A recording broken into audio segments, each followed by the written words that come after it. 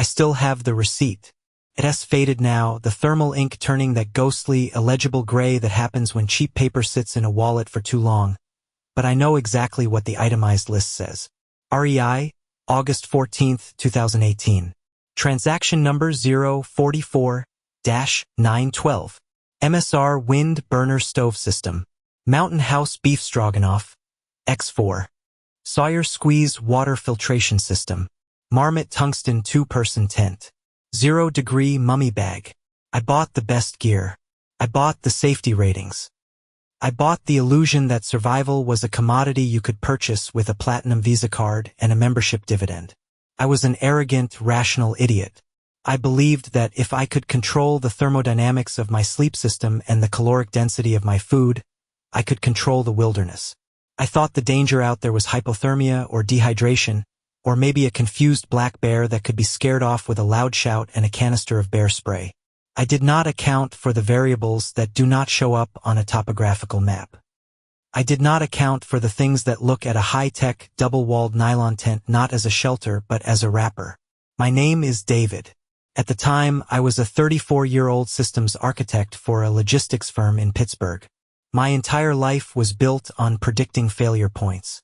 If a server rack in Ohio overheated, I had a redundancy protocol. If a supply chain fractured in Southeast Asia, I had a rerouting algorithm. I lived in a world of binary outcomes. Things worked or they were broken, and if they were broken, they could be fixed with enough data. I needed a break. The merger had been brutal, 6 months of 18-hour days, staring at blue light monitors until my retinas felt like they were sunburnt. I needed silence. Not the quiet of an empty apartment where you can still hear the refrigerator compressor humming and the distant wail of sirens, but absolute silence. I wanted to disappear into the analog world for a long weekend. I chose the Monongahela National Forest in West Virginia. Specifically, a dispersed camping zone deep in the Dolly Sods wilderness, miles away from the established campgrounds with their RV generators and screaming children. I wanted isolation.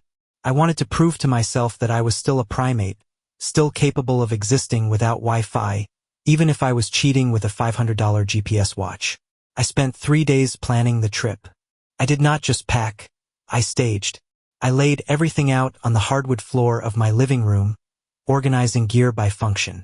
Shelter, hydration, nutrition, first aid. I checked the weather forecast on 3 different apps: Dark Sky, NOAA, and Weather Underground. They all agreed highs in the mid-70s, lows in the 50s. Clear skies. 0% chance of precipitation. Perfect. I left on a Thursday morning at 5 o'clock. The city was still gray and waking up, the streetlights flickering off as the sun tried to push through the industrial smog. I drove a 2015 Subaru Outback, the cliché vehicle for this sort of thing, but I loved it. It smelled like stale coffee and floor mats. I stopped at a Sheetz on the edge of town for a final fuel up, both for the car and myself. I bought a large dark roast and a breakfast burrito that sat heavy in my stomach, a distinct, greasy weight that I would be acutely aware of for the next 4 hours. The drive was a slow decompression. I listened to a podcast about the history of the Roman Senate, the dry, academic voices grounding me as I watched the landscape shift. The steel and glass of Pittsburgh gave way to the rolling, green-carpeted hills of Pennsylvania, and then the sharper, jagged cuts of West Virginia. By 9 o'clock, I was on Route 33, winding through mountains that felt ancient. The road here is aggressive. It demands your attention. You see, not autopilot. The asphalt is scarred with patch jobs, and the guardrails are rusted, mere suggestions of safety rather than actual barriers. I remember the specific song that was playing when I lost cell service, Midnight City, by M83.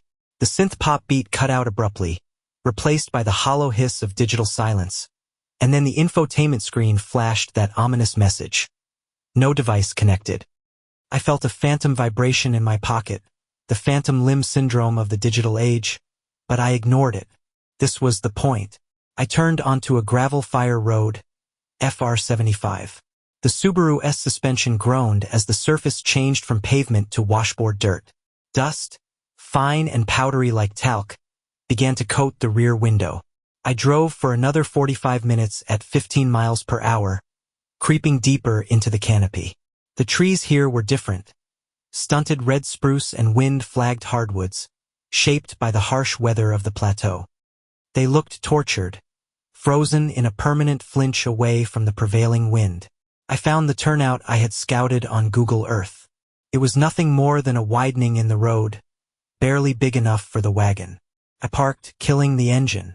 The silence rushed in like water filling a vacuum. It was not peaceful immediately. It was jarring. My ears were ringing, a high-pitched tinnitus whine competing with the sudden lack of engine noise. I opened the door and stepped out. The air was crisp, tasting of pine resin and damp earth. It was 10 degrees cooler here than in the valley. I checked my Suunto core watch, 68 degrees Fahrenheit. Barometric pressure steady at 30, 12 in Hg. I spent 20 minutes just organizing my pack at the trunk. I was meticulous. The heavier items, the bear canister filled with food, the water bladder, went close to the back. The sleeping bag at the bottom. I double-checked the locking mechanism on the car, hearing the thunk-thunk of the deadbolts, a sound that usually made me feel secure. Out here, it just sounded small. I hiked in. The trail was rocky, a twisted ankle waiting to happen. I used trekking poles, the rhythmic click-click against the stones measuring out my progress. I hiked for 2 hours, pushing past the day hiker radius, past the casual spots where you find crushed beer cans and cigarette butts. I wanted the deep woods. I found the clearing around 1300 hours. It was a perfect, flat shelf of granite and moss, overlooking a valley of dense, unbroken green. To the west, the land dropped off sharply, offering a view that would turn spectacular at sunset. To the east, the forest was a wall of spruce, dark and impenetrable even in the midday sun. I dropped my osprey pack. The sweat on my back turned cold instantly as the breeze hit me. I took a drink from my Nalgene, the water lukewarm and tasting slightly of the plastic bottle, but it was the best thing I'd ever tasted. "Okay," I said aloud. My voice sounded flat, absorbed instantly by the trees. "This is it." I began the ritual of setting up camp. There is a specific satisfaction in the mechanics of a modern tent. The snapping of the aluminum poles into their hubs, the tension of the fabric as you clip it in, the distinct zip of the vestibule door. Engineering. Order. I staked out the rainfly, pulling the guy lines taut until the fabric drummed like a snare. I inflated my sleeping pad, a Therm Arrest Neo Air. It crinkled like a bag of chips every time I moved, a sound I usually found annoying, but today it just sounded like preparation. I unrolled the sleeping bag, lofting the down feathers. By 1600 hours, camp was established. I had a shelter. I had a water source nearby, a small, clear trickle running over mossy rocks about 50 yards downslope. I filtered 2 liters, watching the clear water fill the dirty bag, pass through the filter, and emerge pure into my clean bottle. Technology conquering nature. I sat on a flat rock near the fire ring, which I did not plan to use, as the fire danger was moderate and I preferred the stove, and ate a Cliff Bar, white chocolate macadamia nut. The sugar rush was immediate. I read a paperback book, The Martian, for an hour, enjoying the parallel of a man surviving through science, even if my stakes were significantly lower. The sun began to dip, casting long, distorted shadows across the clearing. The light turned golden, that magic hour photographers kill for, illuminating the dust motes dancing in the air. That was when the atmosphere shifted. It was not a sudden crash or a bang. It was a subtraction. I was reading a paragraph about potato farming on Mars when I realized I had not heard a bird in 5 minutes. I looked up. The wind had died completely. The spruce trees, which had been gently swaying, were now rigid, like stage props. The ambient hum of the forest, the crickets, the rustle of small rodents in the underbrush, the distant call of a raven, had been severed. I sat up straighter, my rational brain immediately scanning for causes. Predator response. That was the textbook answer. When a predator enters an area, a bear, a cougar, the prey animals go silent. I slowly reached for the bear spray holstered on my hip. I unclipped the safety, the orange plastic tab falling away with a soft click. I stood up, scanning the tree line. "Hey bear," I said, firmly but not aggressively. "Human here." Nothing. No crashing in the brush. No huffing sounds. No movement. Just the silence. And then the smell. It hit me on a downdraft, faint but distinct. It was not the musk of an animal. I've smelled bear. It smells like wet dog and rotting garbage. I've smelled elk. It smells like barnyard. This smelled like copper, like a handful of old pennies. And underneath that, something sweet and cloying, like ozone and spoiled milk? I wrinkled my nose, turning in a slow circle. Was there a dead animal nearby? A carcass I had not noticed? I walked the perimeter of the clearing, checking the wind. The smell seemed to be coming from the dense spruce wall to the east. I checked the time. 17:45. Wind shift. I muttered to myself, just catching a whiff of a swamp or something down in the valley. I tried to force the unease back down. I was a systems architect. I dealt in logic. Smells carry for miles. Sound carries for miles. Silence is a natural phenomenon. I decided to start dinner early. Activity is the enemy of anxiety. I set up the MSR wind burner on a flat stone.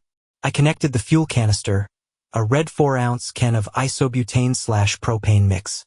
I turned the wire valve, heard the hiss of gas, and sparked the igniter. Whoosh! The blue flame bloomed, steady and comforting. I poured exactly 2 cups of water into the pot. I watched it boil. The physics of phase change. Energy transfer. Bubbles forming at the bottom, rising, breaking the surface. I tore open the Mountain House beef stroganoff. I poured the boiling water into the pouch, stirred it with my long-handled titanium spoon, and sealed the Ziploc top. Wait 9 minutes.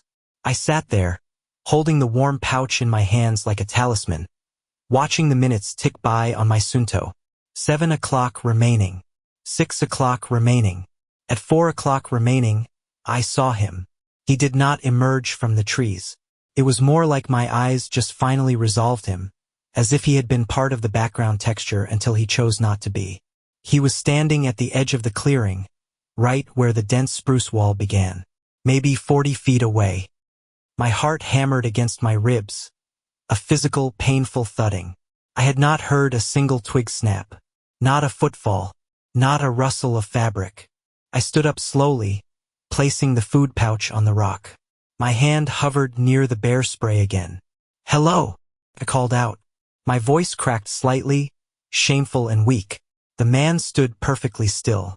He was wearing flannel, a red and black buffalo check that looked muted, like the colors had been desaturated in Photoshop.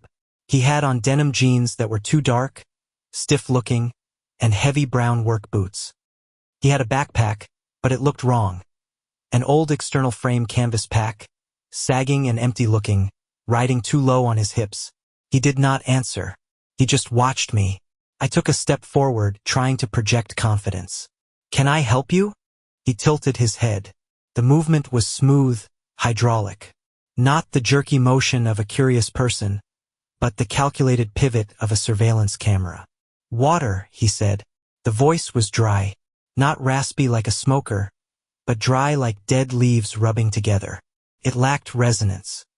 It sounded like it was coming from a small speaker located somewhere in his throat. "You need water?" I asked, gesturing to my filter setup. "I have a filter. I can fill a bottle for you."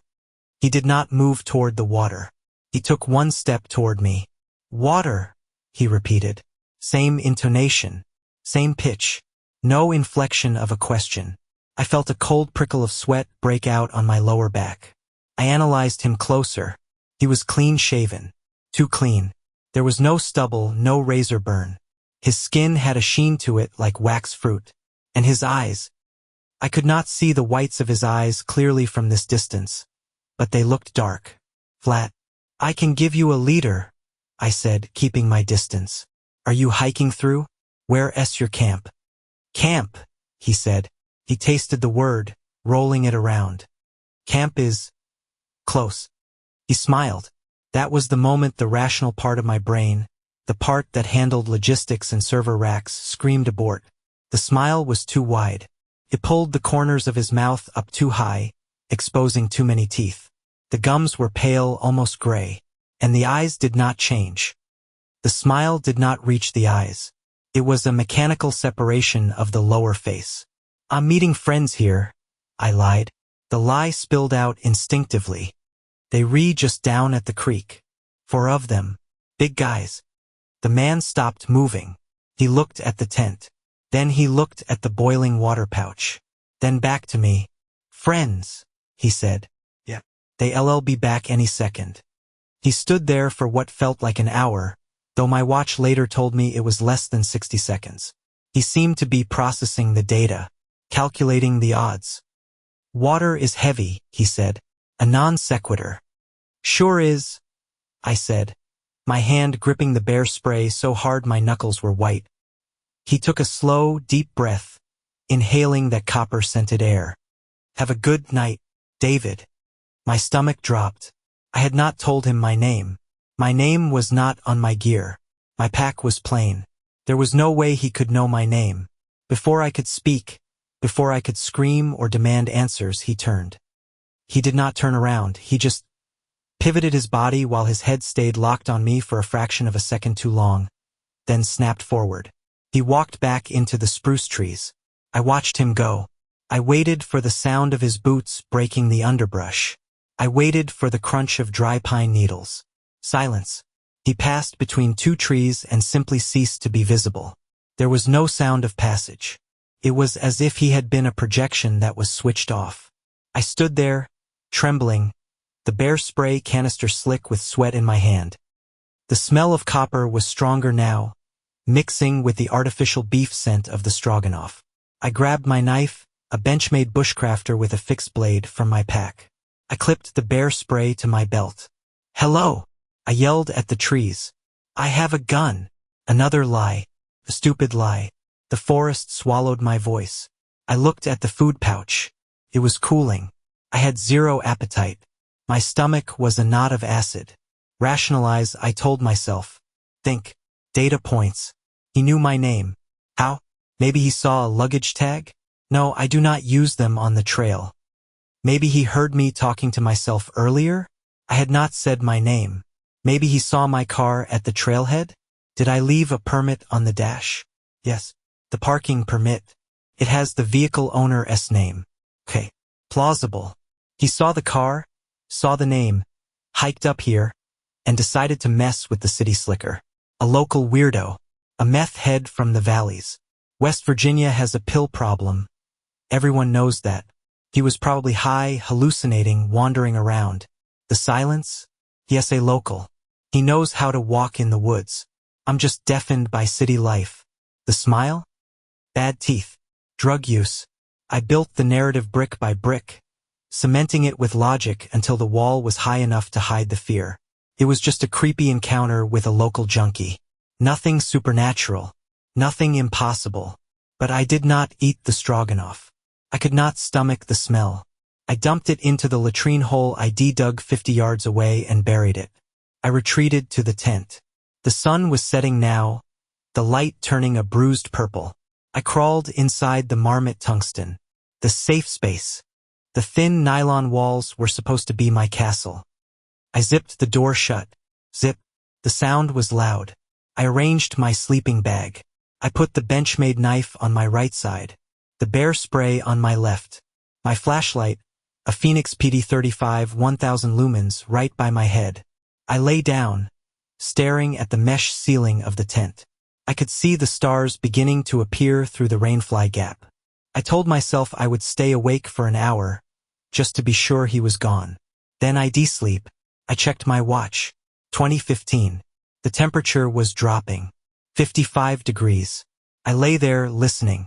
The woods were still too quiet. Usually, at night, the katydids start screaming. The owls hoot. The wind picks up. Tonight, there was nothing. Just the rushing of blood in my own ears. Whoosh, whoosh, whoosh. And then, at 21:30, the scratching started. It was not on the tent. It was on the ground. Scritch, scritch, scritch. Rhythmic. Deliberate. It sounded like fingernails being dragged across the granite slab outside. I froze. Every muscle in my body locked up. I stopped breathing, my mouth open to catch the sound. Scritch, scritch. It was close, maybe 10 feet away. Near where I had cooked. A raccoon, I thought. It smells the food residue. A raccoon or a possum.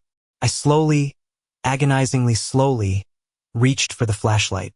My hand shook so bad I almost knocked it against the water bottle. I gripped the cold aluminum body of the light. I did not turn it on.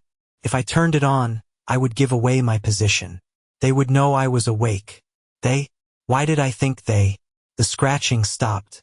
Then, a sound that made my bladder spasm. A zipper. Zip. Not my zipper. I was inside. Sounded like a sleeping bag zipper? Or a jacket. Then, a voice. Low. Whispering. But not whispering like a secret. Whispering like mimicry. Water is heavy. It was not the man's voice. It was my voice. It was a recording of me, played back on a low-quality tape deck. But I had not said that. He had said that. Then came the sound of rustling nylon. The sound of someone sitting down, right next to the tent. I could hear the fabric of clothes rubbing against the tent's rainfly. The vestibule. Someone was sitting in the vestibule, separated from me by only the mesh door and the thin rainfly. Inches. I could hear breathing. Wet, rattling breaths. Click, click, out. I gripped the knife handle. My palm was slick. I was going to die. I was going to die in a $300 tent in a sleeping bag rated for 0 degrees. David, the voice whispered. This time it was not my voice. It was the dry, speaker voice of the man in flannel. The calculation is wrong. I squeezed my eyes shut. Go away. Go away. You hallucinating. Sleep paralysis. Altitude sickness. The variables, the voice said, closer now. I could feel the heat radiating from the body outside. It was hot. Too hot. Like a radiator was pressed against the tent. You forgot the variable of hunger. I did not move. I did not breathe. A finger or something shaped like a finger pressed into the mesh of the tent door. I could see the indentation in the faint starlight. It traced a line down the zipper. I braced myself to scream, to stab, to do something. But the zipper did not open. The finger traced a circle. Then another. Then the breathing stopped. Sleep, the voice said. And then the sound of walking away. But not footsteps. Sounded like sliding. Like a heavy sack of wet meat being dragged across the rock. Slither, slither, slither. Moving away from the tent. Into the woods. I did not sleep. I lay there for 8 hours. My body went rigid, then numb, then painful. My bladder screamed for relief, but I wet myself rather than open that zipper. The urine was warm, then cold, soaking into the high-tech down feathers of the sleeping bag, ruining the loft, ruining the insulation. I did not care. I listened to the silence until my brain started manufacturing sounds just to fill the void. Dawn broke at 6:12. I saw the gray light seep through the rainfly. The birds did not start singing. The sun came up in a mute world. I waited until 7 o'clock. The light was fully established. I unzipped the door. My hand was a claw, stiff and unresponsive. I pushed the rainfly open. The clearing was empty. I scrambled out, knife in hand, stumbling on numb legs. I spun around, checking the tree line. Nothing. I looked at the ground where the man had sat. There were no boot prints in the dust. There was no disturbed moss. But on the granite slab, right where the vestibule covered, there was a stain. A greasy, black smear, like crude oil mixed with mucus. It smelled of copper and spoiled milk. And there were scratch marks on the rock. Deep gouges. 3 parallel lines. Granite is hard. You need steel to scratch granite. Or diamond. I did not pack. I grabbed my keys. I grabbed my wallet. I left the tent. I left the sleeping bag. I left the $150 stove. I left the water filter. I ran. I ran down the trail, falling twice, tearing my pants, scraping my palms raw. I did not feel the pain. I only felt the need to be inside the metal cage of the Subaru. I reached the car in 40 minutes. A hike that took 2 hours yesterday. I fumbled the keys, dropping them in the dust. I screamed, a guttural, animal sound, as I snatched them up. I unlocked the door, threw myself inside, and locked it. I started the engine. The radio blared to life. Static. I drove down the mountain like a maniac. I bottomed out the suspension on the rocks. I drifted corners. I did not look in the rearview mirror until I hit the pavement of Route 33. I drove 6 hours straight back to Pittsburgh. I did not stop for gas until I was in the suburbs. I did not turn on the radio. 2 months later, I saw the news report. It was not a major headline. Just a sidebar on a local West Virginia news site I had set up an alert for. Hikers find abandoned camp in Dolly Sods. Forest Service officials are investigating an abandoned campsite discovered off Trail 514. A tent, sleeping bag, and cooking equipment were found, appearing to have been left in a hurry. Identification found at the scene belongs to a David Miller of Pittsburgh, Pennsylvania. However, police are confused by the state of the equipment. The tent fabric appears to have been corroded by a strong caustic agent, and the granite rock beneath the tent displays unusual geological scoring. This is the 4th campsite found in this condition in the Monongahela National Forest since 2016. Authorities are reminding hikers to practice leave no trace principles.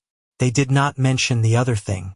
The thing I found when I finally got home and cleaned out the pockets of my jeans. I had not put it there. It was a small, smooth river stone, perfectly round, and scratched into the surface with impossible precision were the coordinates of my apartment building in Pittsburgh. I moved to Chicago 3 weeks later. I live on the 20th floor of a high-rise. I have 3 deadbolts on the door. I do not go outside when it is quiet, but sometimes, when the wind blows off Lake Michigan and the city noise dies down, I can hear it.